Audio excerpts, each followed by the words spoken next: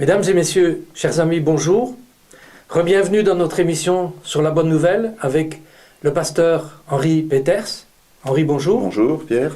Alors aujourd'hui, nous allons aborder un nouveau sujet sur le message. Oui, donc le contenu doctrinal du message. Voilà. Donc la parole t'est donnée. Voilà. Je voudrais d'abord faire un petit topo sur le fait de dire que, comme le dit Jean 17, la loi a été donnée par Moïse, c'est un fait certain, mais la grâce et la vérité sont venues de Jésus-Christ lui-même. Et il faut insister sur ces deux points, évidemment. La grâce, c'est de recevoir quelque chose tout à fait gratuitement. Donc il n'y a pas de contrepartie à cela. Oui, et la vérité est basée sur une chose précise, c'est que Dieu a un plan pour le salut, et que ce plan n'est pas discutable. Ce plan, c'est la vérité, et donc c'est ce qu'il faut expliquer. On peut renvoyer nos téléspectateurs à une émission sur VTV qui a déjà été faite longuement sur ce sujet. Absolument. La différence entre la loi et la grâce. Voilà, et ça c'est important quand même de le rappeler simplement en début d'émission. Il est dit aussi que la parole du Seigneur demeure éternellement, et que cette parole est celle qui nous a été annoncée par l'Évangile. Et ça, c'est 1 Pierre 1, 25. Donc, ça veut dire que ce qui était valable du temps de Jésus le demeure aujourd'hui. Et que nous devons rappeler systématiquement à toutes les générations le contenu réel du message du salut. Il y a une manière de le présenter qui est personnelle, mais il y a des choses qui doivent réapparaître à chaque fois. Peut-être pas à chaque entrevue, mais en tout cas sur le nombre d'entrevues que nous aurons avec quelqu'un, il faut que la personne l'entende, il faut que la personne le comprenne, il faut que la personne puisse faire son choix de croire en Jésus en connaissance de cause. Et c'est ça que je voudrais aujourd'hui expliquer. La chose principale, c'est déjà de se dire où en est le monde aujourd'hui. Quelle est la situation de l'homme non converti, ce que nous étions tous avant de l'être, de toute façon. Et il est dit qu'effectivement, on a deux problèmes en tant qu'être humain. C'est que, enfin je résume quelque part, on a des incapacités par rapport à Dieu et on a des liens. Le pasteur Barbès en parlait d'ailleurs dans une des émissions de façon très précise où il faut libérer les gens et apporter la bonne nouvelle, c'est libérer les gens, c'est ce que Jésus nous a dit. Alors, les incapacités, c'est quoi ? Il est dit que l'homme est incapable de voir. Dans Jean 3,3, il dit que si un homme ne naît de nouveau, il ne peut voir le royaume de Dieu. Donc, on aura beau s'échiner à parler des choses de Dieu, on aura beau passer du temps à parler des merveilles de Dieu, si la personne n'a pas cette nouveauté de vie, elle ne peut pas comprendre. Et donc, nous nous époumonons pour rien. Elle est incapable de comprendre. Donc pas seulement de voir, mais de comprendre. Et tout simplement parce que notre statut, comme le dit 1 Corinthiens 2,14, notre statut d'homme est un statut d'homme charnel. Parfois même dans certaines traductions on dit homme animal. C'est un peu fort comme version, mais c'est une réalité. Et on ne peut connaître les choses de l'esprit que si on peut en juger spirituellement. Et donc l'être humain est incapable de comprendre ça, ce qui fait dire de nouveau à Paul que effectivement la prédication de la croix est une folie pour ceux qui périssent. On parle de la simplicité, on en a discuté précédemment, on parle de la simplicité de croire en Jésus et du salut par la foi, mais les gens se moquent de nous parce qu'ils ne peuvent pas comprendre. Or pour nous qui sommes nés de nouveau, par contre, c'est une puissance, la puissance de Dieu. Ouais. L'homme naturel, on va dire, est incapable d'obéir aussi. En fait, par principe, et on en avait parlé la dernière fois lors du disciple, la chair est contraire à la volonté de Dieu. Nous sommes rebelles à Dieu. C'est dit notamment dans Romains 8,7. Pourquoi ? Parce que de façon naturelle, l'homme, il ne va pas se soumettre à Dieu. Il faut que quelque chose se passe. Il faut qu'il ait cette capacité. Mais par sa propre volonté, il ne peut pas obéir à Dieu, en tout cas dans la plénitude de la loi, puisque nous avons vu ça précédemment. Et automatiquement, s'il ne peut pas obéir, ne rêvons pas. Il ne va pas non plus être capable de changer. Et ça, c'est dans notamment Jérémie 13, 23, quand il dit « Est-ce qu'un Éthiopien peut-il changer de peau ? Et est-ce que le léopard peut changer ses taches ? Non, c'est pas possible. Eh bien, l'être humain, par sa nature pécheresse, ne peut pas par lui-même transformer sa vie et changer. Ce qui veut dire qu'il n'est pas non plus capable de croire. Et ça, c'est quand même étonnant peut-être. C'est vrai que nous avons au fond de nous-mêmes un reste de cette créature qui a été faite à l'image de Dieu. Et c'est vrai que nous avons peut-être ce potentiel de foi biaisée dans toutes sortes de choses, à commencer par nous-mêmes. Souvent, il y a des gens qui croient en eux, qui croient en leurs parents, qui croient en leurs vedettes, en leurs idoles, mais de croire en Jésus, là, c'est pas possible. On n'a plus cette capacité de croire. Et si on n'a pas la capacité de croire, on n'a pas la capacité de venir à Jésus. Jean 5, 39, 40 nous dit que vous sondez les Écritures, vous pensez qu'en elles, il y a la vie éternelle, au fond de vous-même, mais vous ne voulez pas venir. Et voilà le problème de l'homme naturel. Donc ça, ce sont des incapacités qui sont liées à notre chair, qui sont liées à notre statut de pécheur. Et l'autre problème que l'homme a aujourd'hui, ce sont les liens. Alors, on peut dire qu'il y a 3 liens principaux. Bon, on pourrait en dire des centaines si on veut, mais 3 liens principaux. Le premier, c'est le lien qui est le péché, tout simplement. Quiconque se livre au péché est esclave du péché. Jean 8, 34. Il n'y a pas d'alternative. Du moment où nous sommes pécheurs, et on verra plus loin que le péché, c'est la transgression de la loi de Dieu, eh bien, on est incapable de marcher selon Dieu. Et on est lié dans ce péché, et au fur et à mesure des années, on continuera à commettre ce péché. Et donc à être rebelle et éloigné de Dieu. Ça, c'est le lien qui est, je vais dire, essentiel à retenir pour la suite des événements, la suite doctrinale du message du salut. Le deuxième lien qui ressort le plus souvent dans les Écritures, c'est ce qu'on appelle le lien des discoureurs. Notamment, on a un exemple dans Matthieu 23, 3 qui dit « Faites donc et observez tout ce qu'ils vous disent, mais n'agissez pas selon leurs œuvres, car ils disent et ne font pas, ils lient les fardeaux pesants et les mettent sur les épaules des hommes, mais ils ne veulent pas les remuer du doigt. » Ça veut dire que ce sont des gens qui vont se trouver sur la route de ceux qui s'enfoncent dans le péché, qui sont esclaves du péché.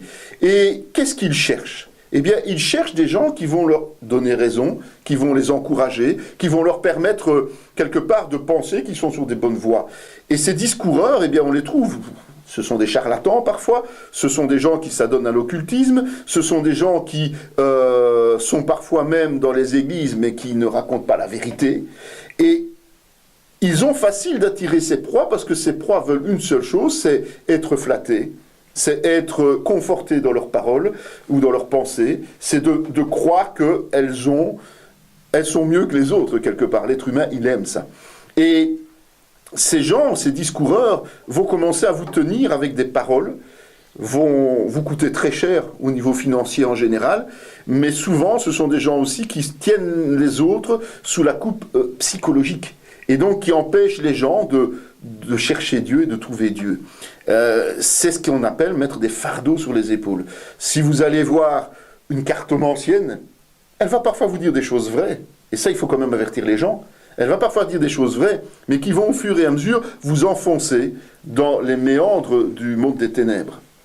Et le troisième lien, évidemment, c'est le diable. Il est dit que, notamment, il y a un exemple dans Luc 13, 16, de cette dame qui était liée depuis 18 ans par son handicap.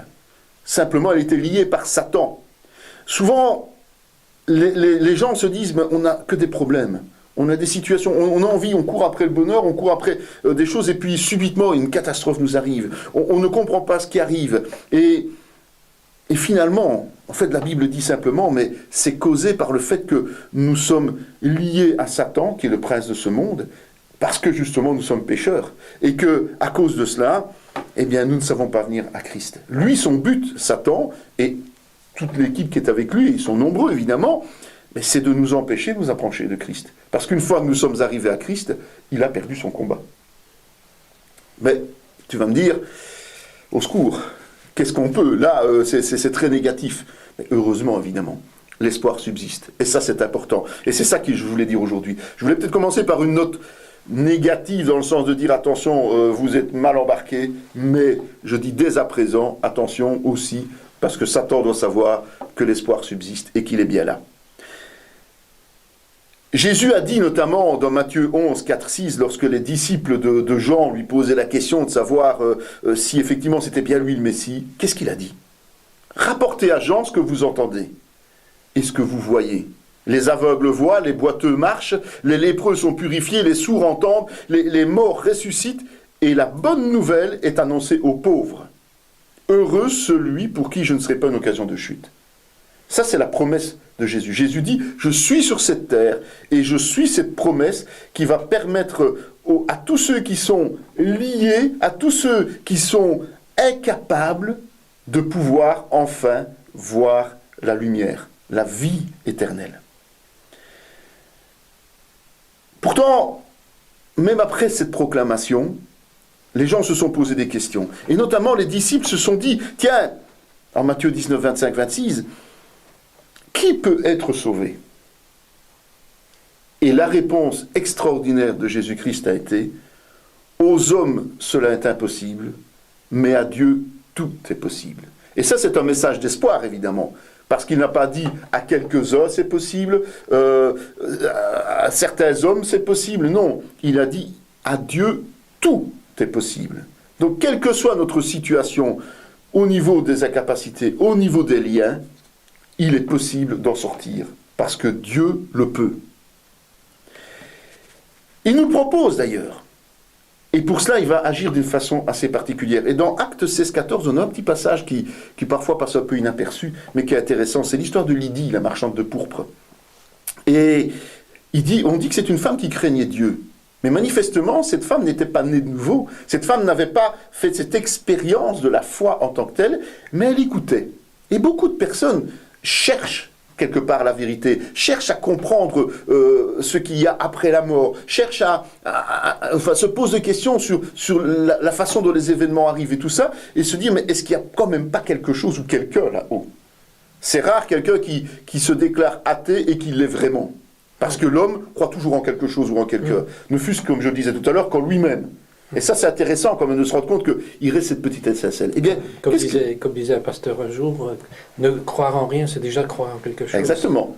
Exactement. Le rien, c'est quelque chose. Voilà. Il avait entièrement raison. La véritable athée n'existe pas. Une parole de l'esprit. Amen. Et ce petit quelque chose suffit à Dieu pour agir. Et il est dit, notamment pour cette Lydie, que le Seigneur lui ouvrit le cœur pour qu'elle fût attentive à ce que disait Paul. Et on verra dans l'émission suivante, je vais parler du rôle de l'Église et des membres de l'Église dans l'évangélisation, mais on verra que cette partie-là est importante. Pour que Dieu puisse ouvrir le cœur, il faut déjà que nous prions pour les gens. Même si nous ne les connaissons pas, mais il faut préparer le terrain. Il faut le préparer par la prière, et ça c'est le rôle de l'Église en tant que telle. Mais Dieu, lui, n'attend que ça. De pouvoir déceler celui qui cherche. Et il est dit dans la parole, cherchez, vous trouverez. Il n'est pas dit, cherchez et vous trouverez peut-être. Et ça, j'insiste souvent là-dessus. C'est celui qui se met à chercher, trouvera. Bien sûr. Maintenant, il devra faire le choix. Mais il trouvera. Dieu se fera découvrir et Dieu va ouvrir le cœur. Ouvrir le cœur, c'est ouvrir la vision spirituelle des choses. C'est ça que ça veut dire. Ça veut dire que c'est un des rôles du Saint-Esprit, tout simplement. Rappelons-nous de l'émission où on avait parlé du rôle de Dieu qui était bien plus important que le rôle de l'homme dans la mission d'apporter la bonne nouvelle, mais le rôle de l'homme est primordial puisque Dieu a décidé que c'était ainsi. Et donc, voilà. Et Dieu va ouvrir le cœur sur quoi? Sur ce que la Bible nous enseigne concernant le message, le contenu doctrinal de la bonne nouvelle. Jean 3,16, c'est le verset classique qui dit clairement qu'il faut croire en Jésus et qu'on est sauvé. Si on ne croit pas, évidemment, on a un problème. Ça résume bien le contenu doctrinal. Mais ça vaut la peine d'aller plus loin, évidemment, pour essayer de bien comprendre chaque notion. Parce que je me rends compte qu'au fur et à mesure du temps, les gens comprennent mal le message et malheureusement gardent ces fameux liens et certaines incapacités dans leur vie, même quand ils sont chrétiens, même quand ils sont nés de nouveau, parce que tout simplement, on leur a peut-être mal enseigné ou ils ont peut-être mal compris certaines notions qui auraient pu les libérer dès leur conversion. Et c'est ça que je veux essayer de faire comprendre aujourd'hui. Donc, comme je dis, ce que je vais enseigner aujourd'hui, il ne faut pas le dire comme tel aux gens. C'est bien clair. Je ne donne pas un exemple d'évangélisation. Je donne le contenu de notre évangélisation pour que chacun puisse être libéré de ses incapacités et libéré de tous ses liens. Okay ? Et c'est la seule manière d'obtenir de façon simple et unique le salut. La foi en Jésus, on va voir ce que ça comporte. Okay ? Alors la première notion, elle est liée au départ, c'est-à-dire la notion du péché. Oui. Je l'ai dit tout à l'heure, et ça se trouve dans 1 Jean 3,4, quiconque pêche transgresse la loi, et le péché, c'est la transgression de la loi. La loi, elle se trouve où cette loi? Elle se trouve dans la Bible, évidemment, mais surtout dans la partie Ancien Testament. Donc, la loi qui a été donnée, la fameuse loi de Moïse dont on parlait tout à l'heure, au tout début de l'émission, c'est cette loi qui nous sert de repère pour nous permettre de dire que il y a un problème dans nos vies. Cette loi, malheureusement, nous ne la respectons pas. Alors, pourquoi Dieu a-t-il donné une loi, sachant que de toute façon, on ne saura pas la respecter? On va dire, c'est un peu sadique quelque part. Et c'est un peu décourageant, si l'on veut, si on le prend brut comme ça. Mais la loi a vraiment une raison importante d'être. Dans Romains 3, 20, 23, il est dit clairement que c'est par la loi que vient la connaissance du péché. Donc si Dieu n'avait pas révélé sa loi aux hommes, l'homme serait incapable d'avoir un repère pour se dire oui j'ai péché ou non j'ai pas péché. Si on n'a pas un code de la route qui nous dit que dans telle rue on ne peut pas rouler au-dessus de 50 à l'heure avec un beau panneau interdiction de rouler à plus de 50, on ne sait pas que quand on est à 55 à l'heure, on a transgressé le code de la route. Eh bien, c'est le même principe avec la loi. Alors, il y a évidemment les 10 commandements qui sont la base, l'ossature même de la loi, mais alors l'Ancien Testament nous donne toute une série d'informations super détaillées qui nous montrent bien que, au quotidien, et plusieurs fois par jour, nous sommes en dehors de la réalité, nous sommes dans la transgression de cette loi. Et ça, il faut l'accepter, il faut le comprendre. Il faut se dire, ok, la loi elle est là. Il ne faut pas faire comme le chauffeur qui ferme les yeux pour ne pas voir son compteur aller au-dessus des 50 à l'heure. Ou quand il a pris en flagrant délit par flash, dire ah mais non, le flash était mal réglé. Non, nous devons nous dire, ok, nous sommes allés au-delà de la règle de Dieu, donc nous avons transgressé, donc nous avons péché. C'est pas plus compliqué que ça. Et dans 1 Jean 8, il est dit, si nous disons que nous n'avons pas de péché, nous nous séduisons nous-mêmes. Et la vérité n'est point en nous. Donc ça veut dire que nier le péché, c'est déjà s'empêcher de venir à Christ. Ça, c'est très important, évidemment. Parce que, en fait, sur Terre, personne n'est parfait. Chaque être humain est pécheur. Ouais. Et le pourquoi Jésus disait qu'il est venu pour les malades, c'est parce qu'il est venu pour ceux qui prennent conscience qu'ils sont pécheurs. Tout le monde est malade, mais il y a, tu le sais aussi bien que moi, des dénis de maladie. Des gens qui sont malades peut-être plus gravement que nous, mais qui disent « non, moi je n'ai rien, moi je vais bien, moi je ne suis pas d'accord, on me dit que je suis malade, mais je ne suis pas malade ».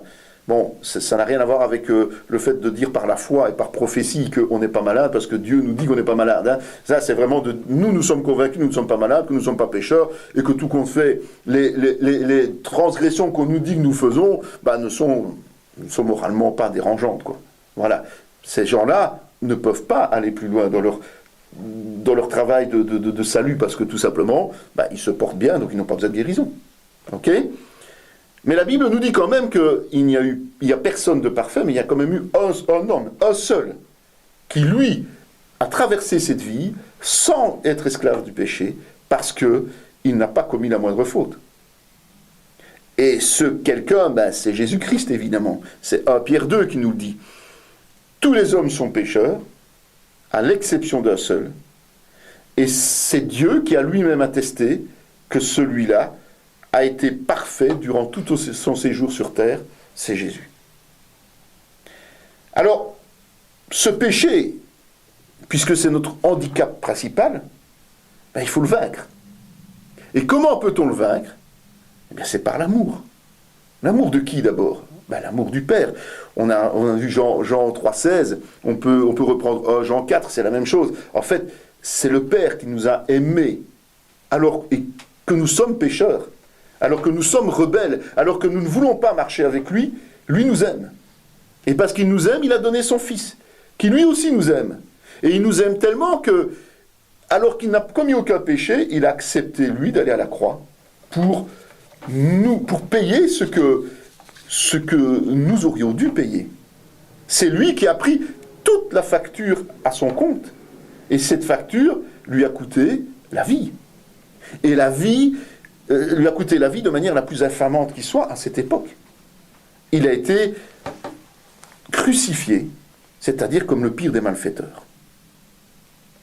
Et donc, puisque Dieu nous aime tant, au point de donner son Fils unique, et puisque ce Fils unique nous aime tant, au point de mourir sur la croix pour nous, eh bien nous devons prendre conscience que si nous acceptons d'être pécheurs, il va falloir faire un acte vis-à-vis de Dieu. Cet acte, c'est ce que j'appelle la notion de repentance, cet acte de repentance. Je veux vraiment insister sur ce point-là parce que c'est celui qui, aujourd'hui, à mon sens, pose le plus de problèmes au niveau du monde chrétien. Il y a plusieurs verbes en grec qui sont utilisés, plusieurs mots qui sont utilisés pour expliquer ce qu'est la repentance.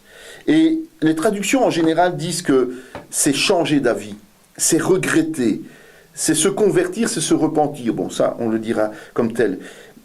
Mais aussi, c'est complètement tourner le dos à son passé pour aller de l'avant, en regrettant évidemment ce qu'on a fait avant. La semaine passée, à la fin de l'émission, on a discuté un petit peu ensemble, et tu m'as dit que tu lisais le témoignage de Tyler Finney, et qu'il disait qu'à cette époque, les gens se tordaient de douleur quand ils comprenaient le mal qu'ils faisaient.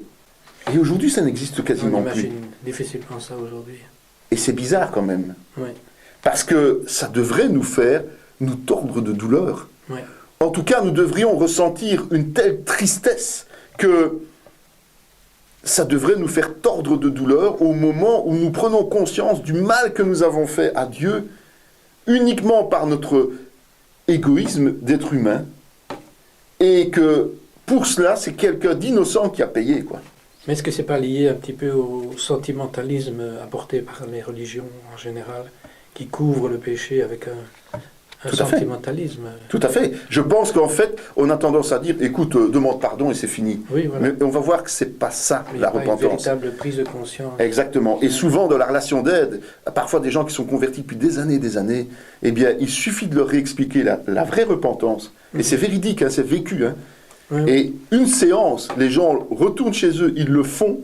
Et je vais expliquer comment moi je leur conseille de faire, et comment je conseille à toute personne de faire. Et finalement, hein, la fois suivante, ils reviennent et ils sont rayonnants. Ils sont libérés. Le fardeau qu'ils avaient sur les épaules sont partis. Il y a une question de révélation, je pense, là-dedans. C'est une révélation qui vient de l'esprit. On ne peut pas prendre conscience soi-même de ses péchés. C'est un peu comme la puissance de la croix. C'est la même chose. Il faut une révélation de la part de Dieu pour vraiment recevoir la puissance de la croix. Parce que si on n'a pas une révélation... Si on le comprend uniquement avec son intellect, c'est pas suffisant. Ah, tout à fait. Quoi. C'est pour ça que j'ai dit tout à l'heure que c'est Dieu qui ouvre le cœur, comme Ali dit. C'est à un moment donné, il faut chercher Dieu, et puis Dieu va faire en sorte qu'il va ouvrir le cœur. Ici, on est dans la phase... l'émission a pour but de nous dire comment nous devons apporter la bonne nouvelle aux autres. Mais la personne qui reçoit cette bonne nouvelle, effectivement, doit, elle, être touchée par le Saint-Esprit, qui va lui ouvrir le cœur, qui va lui permettre de comprendre ce que nous lui expliquons. Mais si nous ne prenons pas la peine d'expliquer, parce que une fois que la personne a compris qu'elle a péché, elle l'a compris. Le Saint-Esprit lui a fait comprendre. Mais qu'est-ce que je fais avec ça, moi, maintenant ? Je me suis conscient que j'ai un problème. J'ai un problème puisque je suis séparé de Dieu, parce que je suis pécheur. Mais qu'est-ce que je fais ? Eh bien, l'étape suivante, c'est de lui expliquer la repentance, mais l'expliquer correctement. Mais la repentance, c'est quelque chose d'extrêmement important. C'est primordial, c'est vital. La nouvelle naissance uniquement par le fait de l'acceptation de la mort de Jésus sur la croix, mais en cachant la partie repentance, qui est supérieurement importante. Tout à fait. Mais ce qu'il faut comprendre, et moi j'ai un peu fait le tour du Nouveau Testament à ce niveau-là, c'est que le message central de Jean-Baptiste, c'était ça. Donc on l'a envoyé pour préparer le terrain de Jésus. Et qu'est-ce qu'il faisait ? Il prêchait et il baptisait uniquement pour la repentance. C'est tout. Mais les gens avouaient leurs péchés, se faisaient baptiser et changeaient de vie. Alors qu'il n'y avait même pas encore là de salut. C'est extraordinaire, mais ils le faisaient. Donc ils avaient pris conscience que ça veut dire que le Saint-Esprit, évidemment, les préparait à, après, suivre Jésus. D'accord ? Mais quand Jésus a commencé à prêcher, qu'est-ce qu'il a fait ? Dans Matthieu 4, 17 notamment, il est dit « Repentez-vous, car le royaume des cieux est proche ». Jésus a prêché exactement la même chose. Il n'a pas prêché la bonne nouvelle en disant « Ok, voilà, je suis là, vous pouvez rentrer dans la vie éternelle sans difficulté ». Non, il a prêché la repentance. Et les disciples, c'est la même chose. Il est dit notamment dans Luc 24, 46 que il est écrit que le Christ souffrirait et qu'il ressusciterait des morts le 3e jour. et que la repentance et le pardon des péchés seraient prêchés en son nom à toutes les nations, à commencer par Jérusalem. Matthieu nous dit qu'on doit faire de toutes les nations des disciples, et Luc nous dit que ce qu'il faut annoncer pour faire des disciples, c'est la repentance et le pardon des péchés. C'est le message central. Et quand, à la Pentecôte, quand Pierre a commencé à prêcher, quand les gens lui ont demandé « Mais qu'est-ce que nous allons faire ?» Eh bien, il a dit quoi ? « Repentez-vous et que chacun de vous soit baptisé au nom de Jésus-Christ pour le pardon de vos péchés. » Donc la repentance, c'est vraiment la première étape que l'on doit faire dans le processus du salut, une fois qu'on est conscient qu'on est pécheur, par, évidemment, l'œuvre du Saint-Esprit. Et la repentance, elle comprend quoi ? Et c'est là le gros problème aujourd'hui. La repentance, elle comprend la confession. Il est dit, dans Psaume 32,5 déjà, « Je t'ai fait connaître mon péché, je n'ai pas caché mon iniquité, j'ai dit, j'avouerai mes transgressions à l'Éternel. » Et dans Acte 19, par exemple, il est dit, « Plusieurs de ceux qui avaient cru venaient confesser et déclarer ce qu'ils avaient fait. » Donc confesser, c'est dire, qu'est-ce que j'ai fait ? En fait, faire repentance, c'est avouer volontairement ses péchés à Dieu. Ces péchés qui nous pèsent tant, qui nous font mal, il faut les dire. Et il est dit que dans 1 Jean 1,9 que si nous confessons nos péchés, il est fidèle et juste pour nous les pardonner et pour nous purifier de toute iniquité. Alors, c'est vrai qu'aujourd'hui, ce serait une folie en tant qu'être humain de se mettre devant une foule rassemblée et de dire « j'ai fait ça, j'ai fait ça, j'ai fait ça, j'ai fait ça ». Humainement, c'est dégradant certainement. Et comme dans nos églises aujourd'hui, malheureusement, nous l'avons vu, il n'y a pas que des disciples, hein. Il y a aussi les autres couches, et puis il y a l'ivraie qui est planté par le diable. Tout cela serait utilisé à mauvais escient.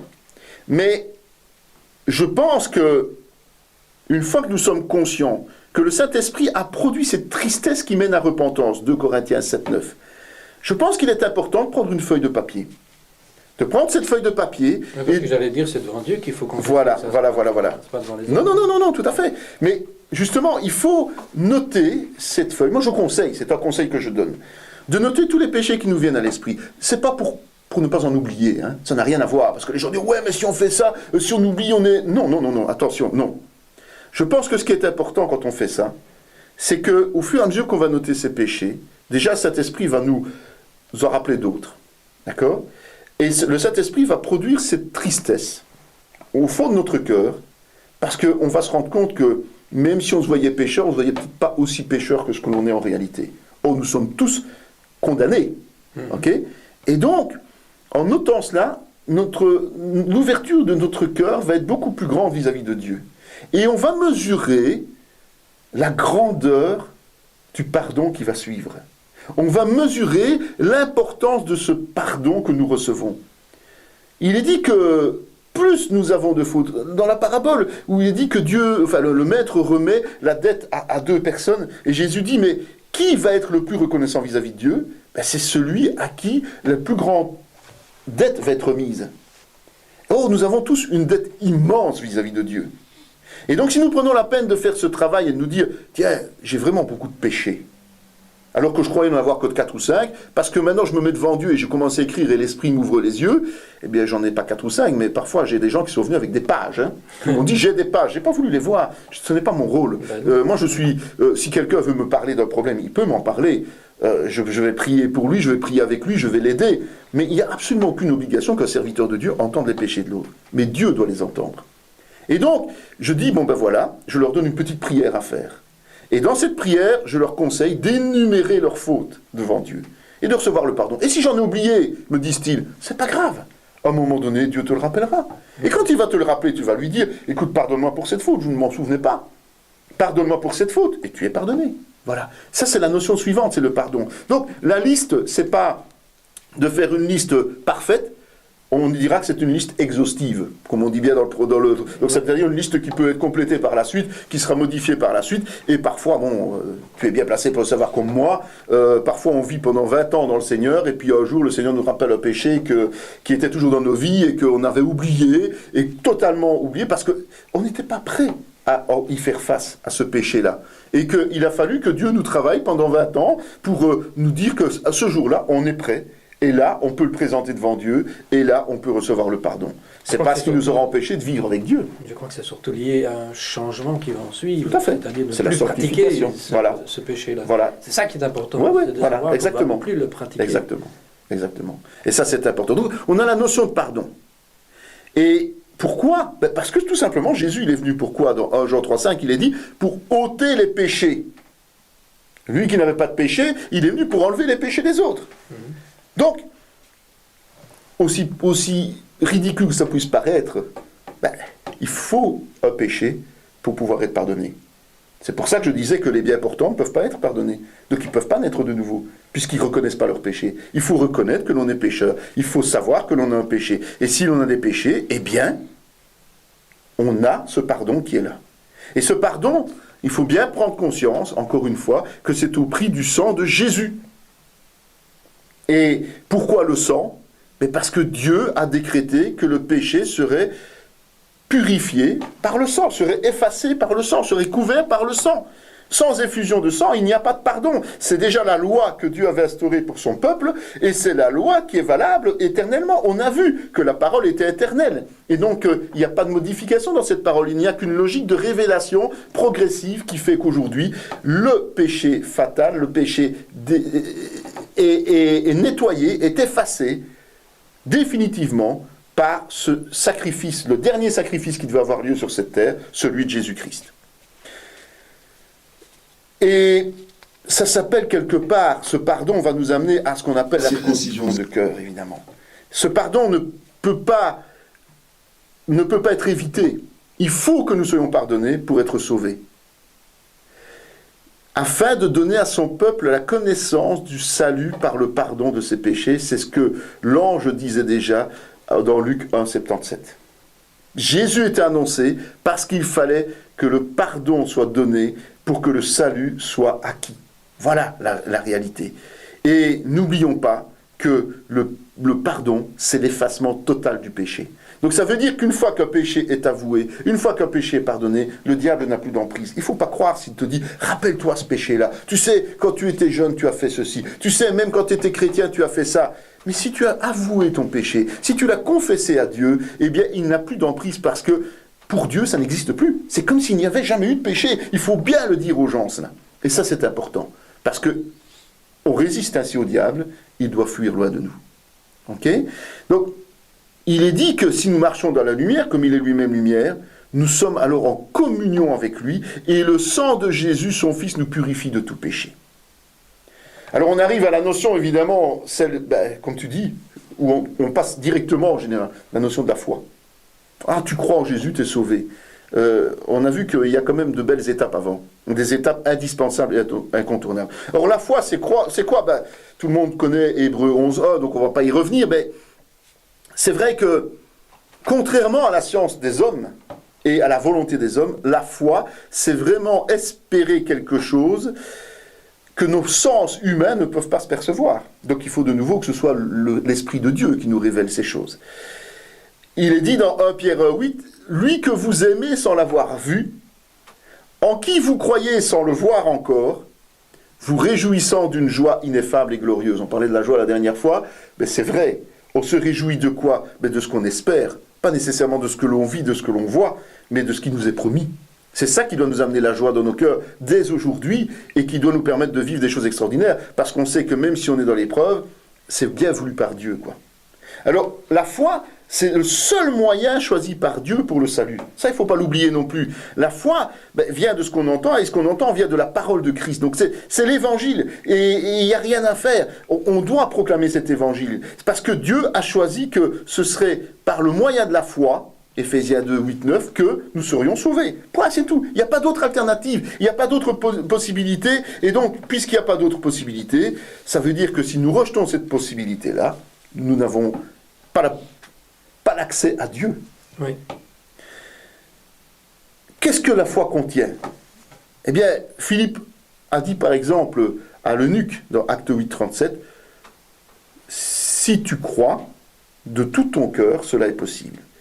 Et l'eunuque qui avait entendu parler du message du salut, n'oublions pas que Philippe lui a expliqué Ésaïe 53. Hein. Il ne lui a pas seulement dit si tu crois, il lui a expliqué ce que c'était. Il lui a expliqué les Écritures. Et l'eunuque lui a répondu, je crois que Jésus-Christ est le Fils de Dieu. Et donc il a été baptisé. Philippe a attesté qu'il avait été sauvé. Okay. Paul a souvent expliqué ça. J'ai pris un petit exemple dans Acte 17. Il a dit que pendant 3 sabbats, il discuta avec eux. Donc ça a duré un certain temps. C'est une évangélisation qui a pris du temps. D'après les Écritures, expliquant et établissant que le Christ devait souffrir et ressusciter des morts. Et Jésus, que je vous annonce, disait-il, c'est lui qui est le Christ. Donc, qu'est-ce qu'il a expliqué ? Eh bien, c'est ce que nous avons vu précédemment, c'est le sacrifice de Jésus à la croix. C'est ce que Jean 16, 3,16 et à 18 nous expliquent aussi. Et donc, il est dit qu'il n'y a pas de salut en aucun autre. Donc si dans notre message, nous oublions ce genre de détails, on fausse le message du salut et il ne peut pas y avoir de salut. Il ne peut pas y en avoir. Et cette foi que l'Esprit va nous mettre dans le cœur, parce que la foi, elle n'existe pas de façon naturelle. On a bien vu qu'on avait cette capacité de chercher, d'essayer, d'aller vers d'autres croyances, on va dire. Mais cette foi en Jésus-Christ, il faut vraiment que ce soit l'œuvre du Saint-Esprit. Eh bien, cette foi, il va non seulement l'avoir dans le cœur, mais il faut aussi la proclamer. On a vu. L'eunuque lui-même a dit « Je crois que Jésus-Christ est le Fils de Dieu ». Il a proclamé cette chose. Mais dans Romains 10, 9, 11, il est dit « Si tu confesses de ta bouche le Seigneur Jésus, si tu crois dans ton cœur que Dieu l'a ressuscité des morts, tu seras sauvé. Car c'est en croyant du cœur qu'on parvient à la justice, et c'est en confessant de la bouche qu'on parvient au salut, selon ce que dit l'Écriture, quiconque croit en lui ne sera point confus. » Donc, ce n'est pas suffisant d'être convaincu que Jésus est mort pour nos péchés. Ce n'est pas suffisant d'avoir fait ce travail de repentance et puis dire « Jésus est mort ». Il faut aussi le dire. Il faut aussi le proclamer.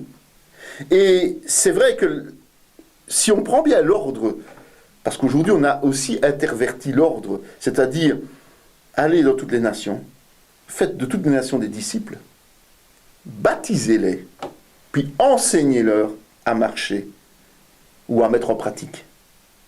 Aujourd'hui, qu'est-ce qu'on fait ? On annonce la bonne nouvelle en oubliant ou en galvaudant la repentance. Et puis, on leur donne des grands enseignements, des longs enseignements, et on estime un jour qu'ils sont dignes d'être baptisés. Mais le problème, à quoi sert le baptême en réalité ? Le fondement même du baptême.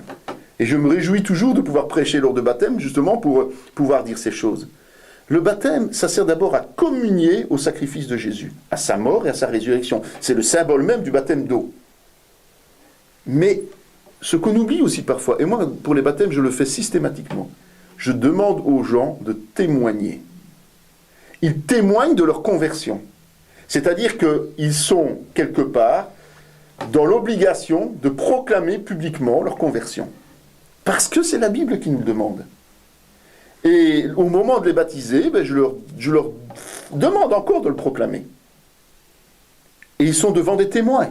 Ils sont devant des chrétiens. Mais je les invite aussi à inviter leur famille, des amis, des gens qui ne connaissent pas le Seigneur. Et c'est l'occasion de témoigner devant eux de ce que Jésus a fait dans leur vie. Et donc, ça a un double impact. Donc, pour moi, le baptême, je ne baptise pas du jour au lendemain, mais le baptême ne doit pas prendre non plus trop de temps entre le moment où on va le faire et le moment où on a été converti. Je pense qu'il faut veiller et que les ministères devraient veiller à baptiser quand même plus vite que cela, que ce que l'on fait aujourd'hui en général. Bon, c'est vrai que pour des questions pratiques, on doit s'organiser, faire plusieurs baptêmes en même temps et tout, ça, tout à fait d'accord. Mais il ne faut quand même pas faire poireauter les gens pendant des années parfois, en estimant que leur comportement n'est pas valable. La Bible, elle ne dit pas ça. Elle ne dit pas que pour le baptême, il faut telle et telle condition. Ce sont les hommes qui ont mis les conditions du baptême. Jésus dit, faites de toutes les nations des disciples, baptisez-les. C'est tout. Et puis enseignez-les. Et si la personne quitte les voies du Seigneur après, ce n'est pas notre responsabilité. Nous avons accompli ce que Dieu nous a ordonné. Oui. Et après, c'est entre Dieu et la personne. Nous devons les accompagner dans leur vie spirituelle, mais ils restent libres. N'oublions pas que on ne s'engage pas dans une prison avec Jésus-Christ. On reste dans une liberté en Christ. D'accord ? Alors, la foi, la vraie foi, celle qui va être vécue dans le cœur et celle qui va être proclamée, qu'est-ce qu'elle va amener? Eh bien, c'est cette fameuse nouvelle naissance, quelque part. Donc, en fait, nous ne sommes plus ce que nous étions. Comme Jésus disait à Nicodème, il faut naître de nouveau. Ça semble bizarre, évidemment, mais ça veut dire quoi? Mais ça veut dire tout simplement que, notamment dans 2 Corinthiens 5, 17, Paul dit, nous sommes une nouvelle créature. Ça veut dire que tout le passé est le passé. Je disais, on ne peut plus revenir sur nos péchés du passé, ils sont effacés. On ne peut plus revenir sur tout ce que nous vivions avant, puisque ça n'existe plus, nous sommes nés de nouveau. Je l'ai dit la dernière fois, Dieu peut se servir d'expériences que nous avons eues dans le passé, de qualité, d'un métier, mais il ne peut pas, on ne peut pas dire que le passé reste vivant aujourd'hui. Non, le passé est terminé. Ça, c'est la première chose. La deuxième chose, c'est une adoption. Nous sommes adoptés par Dieu, mais imaginons, c'est Dieu le Père, et nous devenons les fils de Dieu le Père et le frère de Jésus. C'est une adoption qui va nous amener à un héritage. Nous sommes héritiers à part entière, parce que dans la loi des hommes, c'est un fait, si nous sommes adoptés, nous avons le même titre qu'un fils naturel, eh bien, pour Dieu, c'est exactement pareil. Nous sommes devenus des héritiers de quoi? Du royaume des cieux. Et puis, nous faisons justement partie d'une nouvelle nation. Cette nouvelle nation, c'est quoi? C'est le royaume de Dieu, c'est le royaume des cieux. Et donc, il est dit que, justement, dans 1 Pierre 2, 11, « Je vous exhorte donc, comme étrangers et voyageurs sur la terre, de nous abstenir des convoitises charnelles. » Donc, c'est comme tu dis, en nous conduisant d'une certaine manière, eh bien, nous allons, effectivement, progressivement laisser l'esprit nous nettoyer, nous purifier de plus en plus, nous révéler ce qui doit encore être pardonné, les péchés cachés, les difficultés, et nous guérir de tout. Mais ce qui est important, c'est de se considérer aujourd'hui comme membre du royaume des cieux dès le moment où nous avons mis notre foi en Jésus-Christ et de vivre comme des étrangers sur la terre. C'est important cela, parce que ça nous évite de commettre beaucoup d'erreurs. Ça nous évite de juger aussi peut-être d'autres nations, d'autres chrétiens qui ne sont pas du même pays que nous, qui n'ont pas les mêmes conditions de vie que nous. Mais nous faisons partie du même royaume. Ça nous amène aussi à aller soutenir ces gens qui sont dans la difficulté et à avoir un esprit de prière pour tous. Ok ? Et puis, la foi qui est sincère est une foi active. Et donc, ça va nous amener à être des gens qui portons des fruits. Et donc d'être des vrais disciples. Pour résumer, je ne vais pas revenir sur le disciple, je ne vais pas réassister là-dessus, mais c'est important. Et je voudrais encore insister sur une autre notion, une dernière notion peut-être importante, c'est la notion d'assurance du salut. Il y a trop de chrétiens qui vacillent.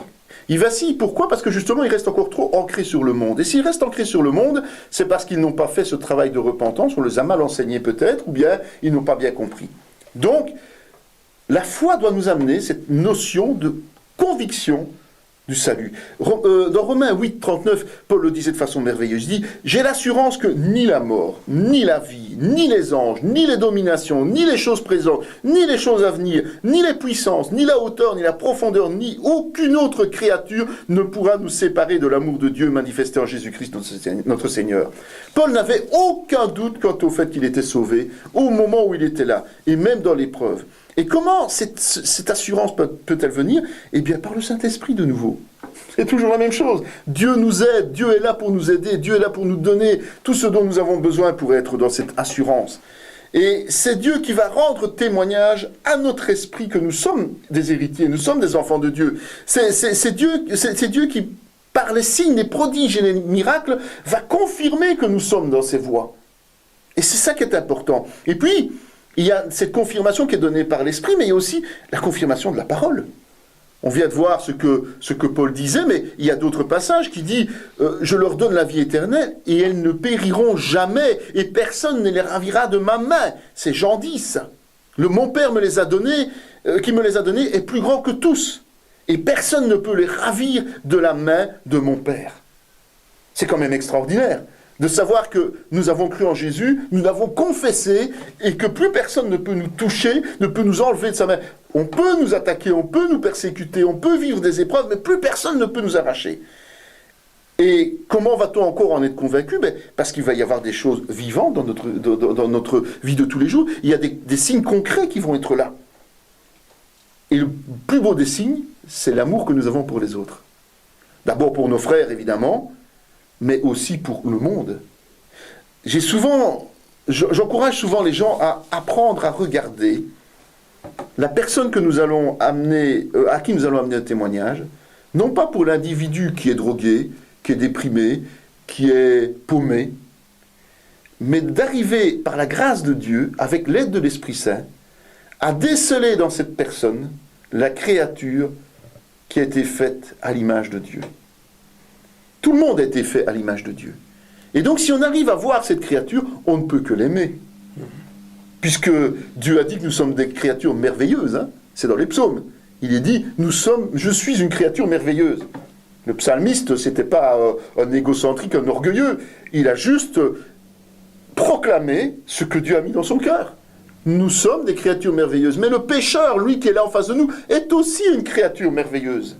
Le problème, c'est qu'il doit sortir de sa situation difficile pour devenir cet enfant de Dieu que nous sommes nous aussi.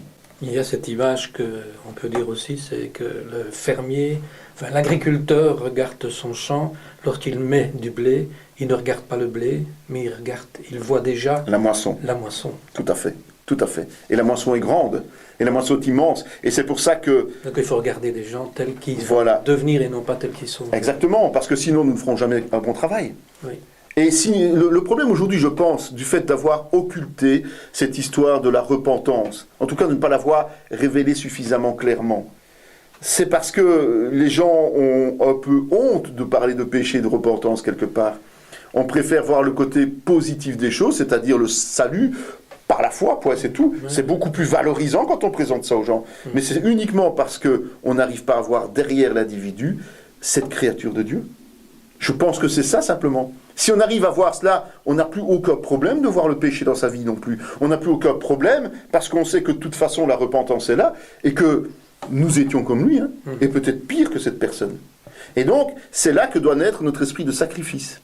Nous devons avoir un esprit de sacrifice qui va se dire, nous ne voyons plus avec les yeux du monde, nous ne voyons plus avec les yeux de la chair, mais nous voyons avec les yeux de l'esprit. Et c'est vrai que ça va nous amener beaucoup de contradictions, beaucoup de contrariétés, beaucoup d'épreuves, beaucoup de persécutions.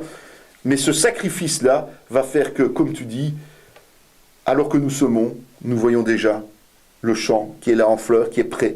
Et nous prions pour que Dieu envoie les ouvriers. Comment un réveil arrive-t-il ? Bon, notre frère de Maud est mieux placé que moi pour l'expliquer, certainement. Mais il arrive toujours de la même façon. Il arrive toujours dans une situation de pauvreté spirituelle, avec des gens qui sont capables, comme Josué et Caleb, de voir la terre promise. C'est exactement ça qui s'est passé. Hein. Josué et Caleb sont allés dans la terre promise, les seuls à être autorisés à la tête du peuple à entrer dans cette terre promise, parce qu'au moment où il a fallu aller voir cette terre, ils y ont vu non pas les géants, non pas toute cette population, ils y ont vu la terre qui allait porter du fruit, la terre qui allait permettre au peuple de Dieu de s'épanouir pendant des siècles et des siècles. Et c'est ça qui est merveilleux avec le Seigneur. Donc, je dirais sincèrement, pour ceux qui veulent réellement porter la parole de Dieu, de bien réécouter, de bien écouter, et de se mettre dans une position d'humilité, parce qu'on doit tous le faire, et de bien insister, de bien comprendre le principe de la repentance, et surtout de l'expliquer. Moi, je pense que c'est ça qu'il faut faire. Et je crois que dans ta réflexion, tu m'as rejoint et tu as même anticipé certaines de mes paroles, mais c'est vraiment ça. Moi, je pense que le jour où on reviendra à mettre dans le message, le contenu, alors on peut témoigner de ce que Dieu a fait dans notre vie. Hein, je reviens là-dessus, je disais, bon, pas mettre en priorité, mais on peut témoigner de ce que Dieu a fait dans notre vie. On peut aborder ces thèmes d'une manière ou d'une autre, par des images, par n'importe quoi. La technique, là, elle est personnelle. Dieu va nous équiper chacun et on va avoir facile de parler d'une certaine manière. Certains utilisent un tableau, ils font des dessins. D'autres utilisent des prospectus. D'autres, tout simplement, parlent librement. Ça, c'est pas important. Ça, on doit se sentir à l'aise quand on témoigne, selon ce que Dieu nous donne. Mais ce qui est important, c'est le contenu de ce qu'on va dire. Et ça, il faut que ça passe et il faut accompagner les gens à comprendre ça et à passer chaque étape pour que la conversion soit totale et que ces gens soient libérés et donner le plus de chances possible aux gens d'être ceux qui sont la bonne terre, c'est-à-dire ceux qui vont porter du fruit, ceux qui vont nous succéder après, lorsque le Seigneur nous aura repris et qui devront annoncer à leur tour la bonne nouvelle. Amen. Et puis nous allons terminer en disant, si Si le diable te rappelle ton passé, rappelle-lui son avenir. Voilà, exactement, exactement. Voilà. Il ne faut pas avoir peur de la puissance du diable. C'est vrai que le diable est dangereux, mais il est dangereux pour qui? Pour ceux qui lui laissent de la place. Mais moi, je passe mon temps chaque jour à lui répéter qu'il est vaincu. Il est déjà vaincu, c'est fini, c'est terminé. Et je lui répète que, et je lui dis, je lui proclame, je lui parle, c'est la seule chose que je lui dis. Le reste, j'en ai rien à faire. Mais je lui dis, Jésus t'a vaincu à la croix. Tu ne peux plus rien me faire qui ne soit autorisé que par Dieu. Et si Dieu le permet, c'est pour me faire grandir, donc pour être encore plus dangereux pour toi. Donc, pourquoi aurais-je peur du diable? Et ça, il faut amener les gens à le croire et à le comprendre et à l'accepter. On a trop de chrétiens qui vivent aujourd'hui dans la douleur, dans la souffrance, dans la difficulté, et souvent à cause du manque de repentance. Tout simplement. Je ne vais pas dire que c'est une généralité, mais souvent, c'est cela. Et en disant ce verset-là aux gens, souvent on clôt le bec aux mauvaises langues qui vous rappellent votre passé. Exactement. Ça, exactement. C'est très important aussi. Mais en fait, ceux qui nous rappellent le passé sont en fait des instruments du diable. Hein. Bien sûr. Voilà, Bien sûr. ne cherchons pas plus loin. Ils cherchent à culpabiliser. Or, la culpabilité, c'est le diable. Voilà. C'est pas les hommes. Hein. C'est pas les hommes en tant que tels. C'est le diable. Et c'est certainement pas Dieu. Dieu, il a un amour tellement débordant qu'il veut que tous soient sauvés, que pas un seul ne périsse. Donc nous avons tous l'opportunité, parce qu'on parle parfois d'élection, et Calvin aimait dire que quelque part il y avait une certaine élite des gens que Dieu avait choisis au départ comme pour être sauvés et d'autres pas. C'est peut-être une des choses que je ne partage pas avec Calvin et dont je suis convaincu, parce que la parole dit clairement que Dieu veut que tous soient sauvés. Maintenant tous ne le seront pas parce que nous restons libres de notre choix. Mais notre responsabilité, c'est au moins de dire les choses telles qu'elles doivent être dites aux gens, pour qu'ils puissent faire leur choix en connaissance de cause. Et ça, j'insiste vraiment, et par l'expérience, je me rends compte que c'est le gros problème de l'Église aujourd'hui. Ok. Merci Henri pour Merci avoir Pierre. insisté sur cette partie tellement importante de la repentance. Donc, tu vas continuer cette chose-là donc la fois prochaine, et nous te remercions d'avance. Nous fixons rendez-vous à nos téléspectateurs pour la prochaine émission. Merci. Merci. Et au revoir. Au revoir.